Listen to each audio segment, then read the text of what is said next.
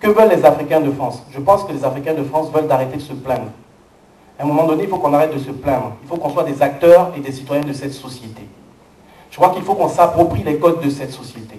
Tout à l'heure, moi, j'ai bien apprécié la colère de certains. Je crois que, pas la colère d'Ousmane, parce que la colère d'Ousmane était plus sur la forme. Il y a une jeune fille qui est intervenue tout à l'heure qui a dit au conseiller qu'elle n'est pas bête, les Africains ne sont pas bêtes. Je crois qu'à un moment donné, à nos autorités politiques, il faut être capable de leur dire. La société fonctionne avec des rapports de force. Je vais prendre un exemple très simple. Le président Nicolas Sarkozy a eu des propos sur la date d'Argenteuil. Il est président de toute la République française. Aujourd'hui, il est en difficulté pour se rendre dans certaines zones. Parce qu'il sait qu'il va être obligé de refaire un travail d'approche, de les caresser dans le sens du poil, mais les mots qu'il a employés, il ne les emploiera plus. Je veux dire, quand on vient dans une assemblée où la majorité des gens sont noirs, et qu'on dit que ce sont des gens de couleur, on dit non, on n'a pas le droit de... Oui, moi c'est comme ça je dis, parce que la République française ne fait pas de distinction. C'est faux. Quand ce monsieur il va dans la communauté arménienne, il dit qu'il a affaire aux Arméniens. Nous sommes noirs, moi je dis c'est la loi de la goutte dans le sang, c'est comme ça. Et puis comme Patrick Lozès le disait, il dit même si on se considère tous pareils, la société nous renvoie en face notre couleur. Il y a un Maghrébin qui parle, c'est un Maghrébin. Moi je dis par rapport à ça que nous devons avoir le courage, il faut arrêter à un moment donné d'employer des mots, minorité visible, français issus de l'immigration. Mais même français issus de l'immigration jusqu'à quel âge? Sarkozy, on n'a jamais dit que Sarkozy était français issu de l'immigration. Pourtant Zidane, on le dit encore. Ladji Toukouré, on le dit encore. Sarkozy, il n'y a que son père, enfin il est né ici, mais son père était encore hongrois. Donc Sarkozy, il est issu de l'immigration. Il est de la 2e génération. Mais certains sont de la 4e génération, on leur renvoie encore à leur visage, vous êtes issus de l'immigration. Donc par rapport à ça, c'est pour ça que je disais que j'étais un peu en colère, parce que je pense qu'à un moment donné, nous-mêmes, les mots que nous devons employer, c'est des mots qui doivent nous valoriser. Je ne voudrais pas m'étendre, mais exactement sur le mot discrimination positive. En anglais, c'est affirmative action. En France, on a trouvé discrimination positive, oxymore, pour nous dire on ne peut pas discriminer en étant positif, et tout le monde dit ah non, je suis contre, etc. Et puis nous sommes les seuls à toujours remettre ces débats en cause. On parle du CV anonyme, communication très simple, on prend 2 ou 3 noirs qui ont réussi dans une société, on va leur dire vous êtes pour le CV anonyme? Ah non, non, moi je suis contre, j'ai réussi par moi-même. Mais sur 5000 personnes qui trouvent du boulot, il y en a 2 qui sont passées par les voies normales et qui ont réussi. Alors moi j'ai quelques propositions comme ça, j'y ai réfléchi grossièrement, et puis bon, c'est des idées qui tournent, qui sont un peu dans le vent, je ne vais rien innover. Il y a une idée qui tourne bien, c'est l'idée que les latinos ont mis en place aux États-Unis, qui est la journée sans, je ne vais pas dire sans immigrés, hein, sans noirs, sans maghrébins, sans asiatiques. C'est-à-dire une journée dans l'année, on dirait à la France, mais écoutez, puisque vous considérez qu'on ne sert à rien, on peut vous le montrer. Alors moi j'ai raccourci, j'ai dit 1 heure. Alors il faudrait trouver l'heure, 1 heure dans l'année où on ne travaillerait pas, où on mettrait des bandeaux. Voilà, aujourd'hui je... Il faut faire comme les Mexicains. Comme les Mexicains, les Latinos. Donc ça c'était une idée que j'avais. Et puis il y a une autre idée que j'ai dit que j'avais et puis que je me dis qu'on doit quand même mettre en œuvre, c'est qu'après tout nous sommes francophones. Et ce pays est tellement fort dans la manipulation qu'aujourd'hui nous sommes moins légitimes que des Roumains, que des Hongrois, que certains Polonais. Je regrette.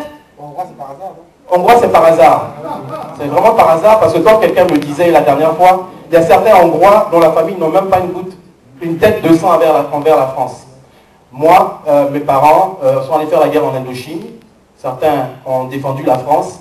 Mais lorsque je vais demander mes papiers, on me demande, j'ai le plus de problèmes que certains qui viennent d'être français il n'y a pas longtemps. Je crois que nous sommes légitimement en droit de demander des privilèges à ce pays. Des privilèges, des droits. Nous sommes en droit. Je crois que ça doit être des mesures claires. Je veux dire, quand on parle de la France, identité nationale, on dit, mais attends, l'identité nationale, nous, on y a contribué. Parce que tout à l'heure, quand il parlait, il a parlé d'identité nationale, elle date de quelle année? Est-ce qu'avant l'indépendance, l'identité nationale, on en faisait partie ou pas? Parce qu'on a défini des termes, c'est pour ça que j'étais un peu interloqué. Parce que quand on regarde l'intitulé du ministère, c'est choquant. Hein? Immigration, intégration, ok, on peut considérer que les Polonais sont concernés parce que immigration, intégration, identité nationale, c'est vrai que les Polonais, ils sont polonais. Mais co-développement, c'est pour qui? Pourquoi est-ce qu'on a mis l'intitulé que ce n'est pas le ministère, c'est pas, comment il s'appelle, Bockel qui s'occupe du co-développement? Pourquoi c'est le ministère de l'identité nationale?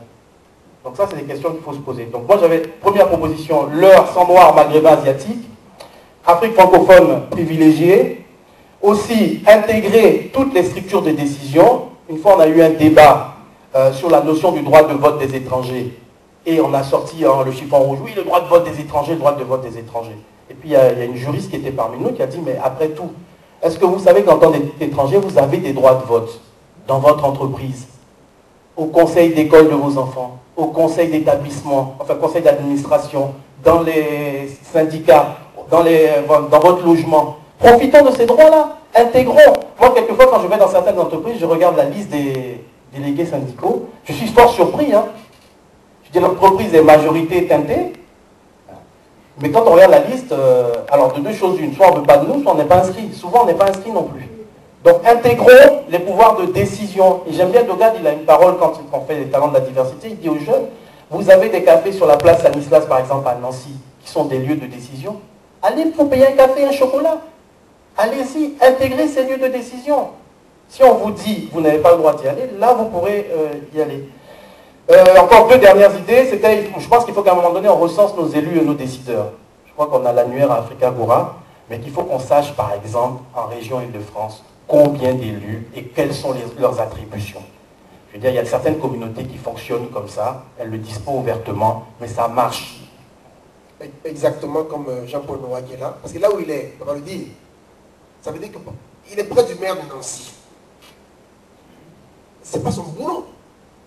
Mais ce serait une faute, en tout cas, je disais que moi je ne lâcherai pas, de ne pas trouver cette porte par rapport à des dossiers. Au lieu de courir là, vous devrez courir là. Hein? Voilà, pardon. On gagne du temps. Et la dernière, c'est vrai que je participe à Africagora, je participe à d'autres collectifs. Je trouve que ce qui nous manque énormément par rapport aux Blancs, c'est l'inorganisation. Je crois que nous avons fait les mêmes études, nous sommes aussi intelligents qu'eux. Au même moment, nous manquons de méthode, de rigueur dans tout ce que nous faisons. Je crois qu'il faut aller aux choses simples. Si vous recréez un grand collectif, on va se prendre la tête. Qui est-ce qui va diriger le collectif? Qui est-ce qui va être le président? Etc. Je crois qu'il faut partir avec une structure informelle. Aujourd'hui, dans le listing que tu as envoyé, il y a certaines associations qui ont répondu. Il faut peut-être trouver un coordonnateur, utiliser les moyens de communication modernes, peut-être créer simplement une newsletter qui recense toutes ces associations, envoyée par mail à ces associations pour qu'elles sachent qu'autour d'elles, il y a aussi des associations. Parce que tout à l'heure, tu parlais de Reims. Je suis sûr que la démarche des étudiants de Reims qui consiste à aller voir le préfet pour les cartes de séjour, il y en a d'autres, il y a certains qui ont envie de le faire par exemple en Région-Rhône-Alpes. Mais ils vont repartir à zéro, reprendre toutes les démarches, alors que le process existe. Alors pourquoi est-ce que nous ne ferions pas fructifier ce que nous avons?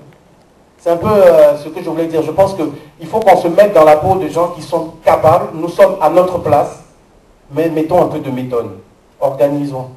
Je veux dire, demain, il faut que quand on fasse ce genre d'assises, ce soit le Premier ministre qui vienne voir le Président de la République.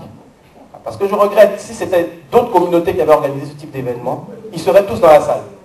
Les représentants de partis politiques, l'année dernière, on a fait l'université d'été, il n'y a eu que le Parti radical de gauche qui est venu. Les autres ne sont pas venus.